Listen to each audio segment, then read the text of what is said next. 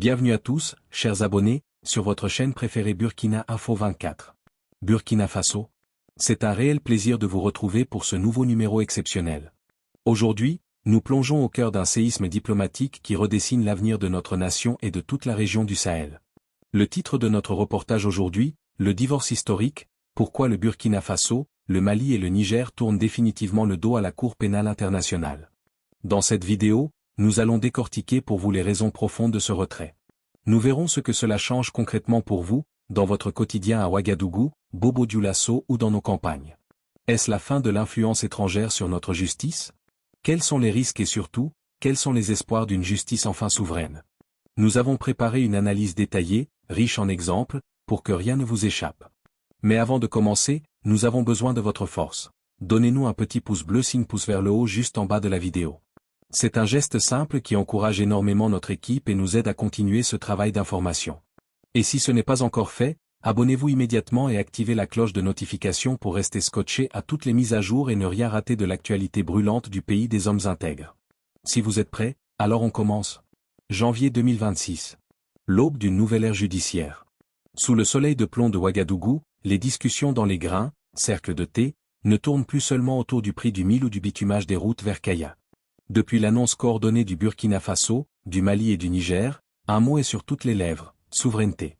En décidant de se retirer de la Cour pénale internationale, CPI, avec effet immédiat en septembre dernier, les trois pays de l'Alliance des États du Sahel, AES, ont franchi un Rubicon diplomatique. Pour le citoyen lambda, ce n'est pas qu'une signature au bas d'un traité à New York, c'est un message envoyé au monde. Pourquoi ce départ? L'explication des enjeux. Pour bien comprendre, il faut voir ce retrait comme l'acte 2 de leur indépendance, après leur sortie de la CEDEAO. Les autorités de transition, emmenées par le capitaine Ibrahim Traoré, dénoncent une justice à géométrie variable. Le sentiment de persécution, sur 33 affaires ouvertes par la CPI depuis sa création, la quasi-totalité concernait des dirigeants africains. Pour Bamako, Niamey et Ouagadougou, la Cour est devenue un instrument de pression politique utilisé par les puissances occidentales.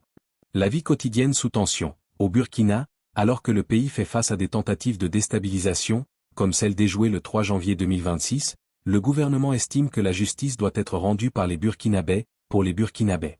Nous ne pouvons pas confier le sort de nos soldats et de nos chefs à des juges assis à 5000 km d'ici, qui ne connaissent rien à la réalité de la guerre contre le terrorisme, confie un volontaire pour la défense de la patrie, VDP, croisé près de Bobo-Dioulasso. Vers une cour pénale sahélienne?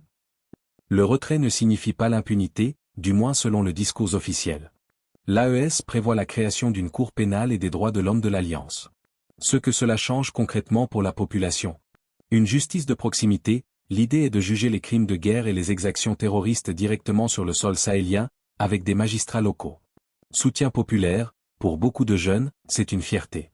On voit dans ce geste le refus de voir des figures comme le capitaine Traoré ou le général Tiani menacés par des mandats d'arrêt internationaux alors qu'ils sont perçus comme des libérateurs.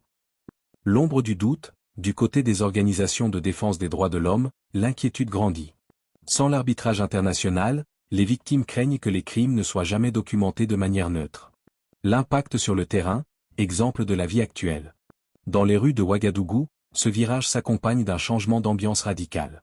Le marché de la refondation, à Niamey, le lancement récent de nouvelles plateformes économiques montre que l'AES ne veut plus seulement l'indépendance judiciaire, mais aussi l'autosuffisance.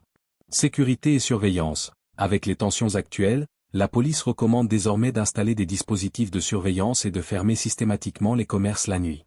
Le retrait de la CPI renforce cette idée de citadelle assiégée où l'union sacrée derrière l'armée est la seule règle. Diplomatie de rechange, pendant que les ponts se coupent avec la Haye, ils se construisent avec Pékin et Moscou.